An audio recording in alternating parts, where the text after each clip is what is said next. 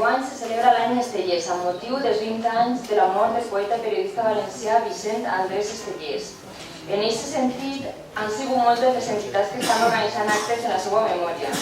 Així, l'Acadèmia Valenciana de la Llengua, organisme de la Generalitat Valenciana, va anomenar el 2013 com a any Estellés. Recentment, l'Ajuntament de València li ha dedicat un carrer. La Universitat de València, a finals de mes de març, ha acollit un homenatge al poeta de Burjassot. I també Escola Valenciana dedica les trobades d'escoles en València d'enguany a aquest il·lustre escriptor i periodista.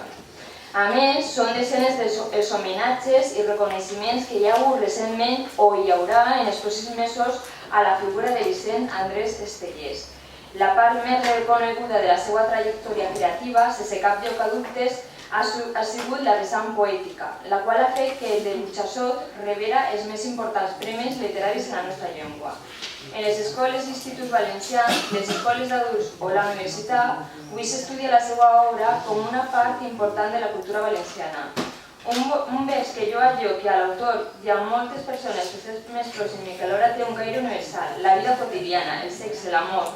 No oblida tampoc Estellés el seu entorn vital, l'Horta de València, espai al qual pertany el seu propi poble, Burjassot, però també el nostre benvolgut poble, Alboraya.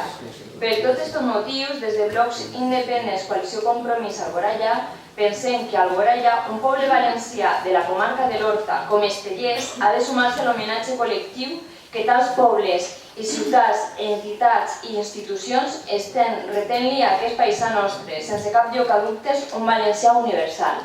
En conseqüència, demana que el ple d'Alboraya d'abril de 2013 aprove la rotulació d'un carrer o avinguda del nostre poble amb el nom de Vicent Andrés Estellés.